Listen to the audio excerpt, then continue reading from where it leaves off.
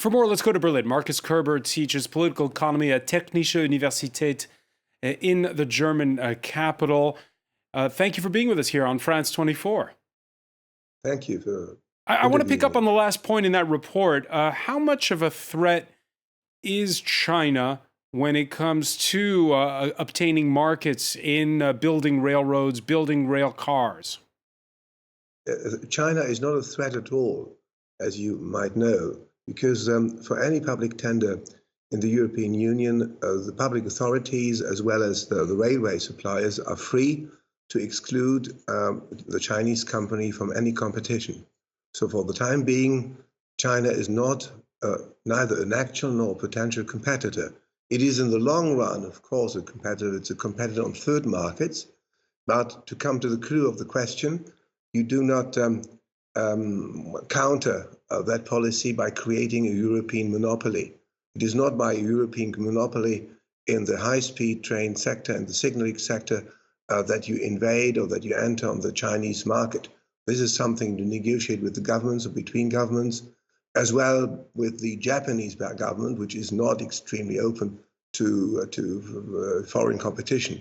But again, the decision of the European Commission is, professionally speaking, without any alternative, and it's a courageous one because Frau Vesta, the formidable Danish commissioner, has backed up the trend of submitting her decision to political claims. If politicians like the French Minister of Economic Affairs claims a modification of legislation, of antitrust legislation, this is the typical French decision. If they don't get the decision they want to have from an independent directorate of competition, then they want to change legislation.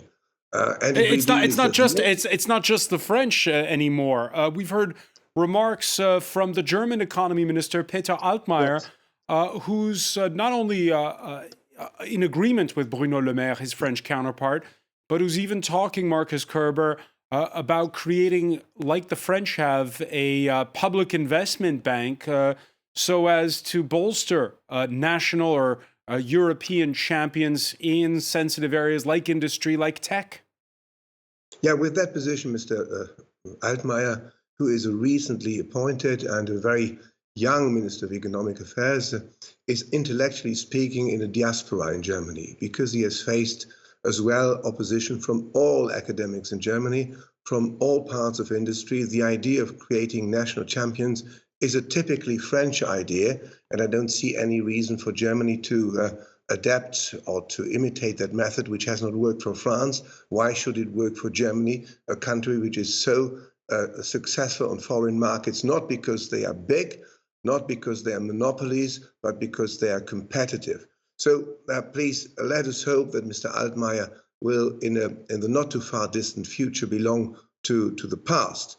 He has no chance with that policy in Germany. German industry will not support that, and German politics in their majority will not support Mr. Altmaier. But again, back to hang the on. reasoning. You say that Germans won't support it, but you do have, for instance, a very successful car industry, and that's backed up by various regional states and by the federal government as well. It's not a haven of free market policy in Germany either. There is no haven of free market economy anywhere in the world. Markets are never pure and genuine. Competition is never pure and genuine. But the success of German car producers on foreign markets cannot be explained by the support of the German federal or regional government. This is a fairy tale. The success can only be explained by the image and by the quality of the product. So let's face it. So if Mr. Altmaier today tries to copy some fancy ideas of Mr. Le Maire, this is a very erroneous way of commenting the decision, which again is a decision by the European Commission, which is supported by all national competition agencies. Who have all said we cannot afford, neither in France nor in Germany, a monopoly. What should the German railway company Deutsche Bahn do in face of, in view of a monopoly which is offering high-speed train? And that at the moment where there is a great need for high-speed trains. What should the SNCF, the monopoly or the quasi-monopoly of railway services suppliers in France, do in face of a European monopoly? A European monopoly is perhaps a French idea, but it is the worst idea Mr. Bruno Le Maire has ever had to enter onto foreign markets. One final question for you, Markus Kerber. Big industry, big projects like building high-speed rail, they require a lot of money. So at what point do you need the state's help?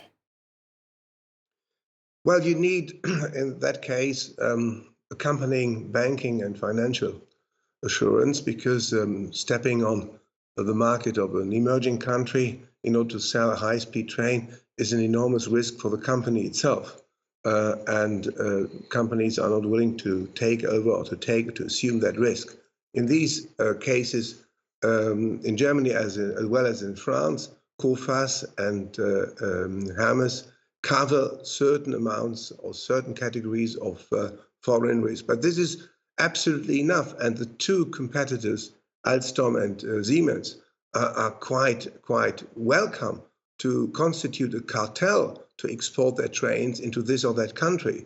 They are free to notify to the European Commission their intention to make a cartel to introduce their high-speed trains on the Japanese, on the Chinese markets or elsewhere. This is not excluded by the no-go decision of our Danish Commissioner Vesta. But this is another cup of tea. Markus Kerber of Technische Universität in Berlin, many thanks for joining us here on France 24. Thank you so much.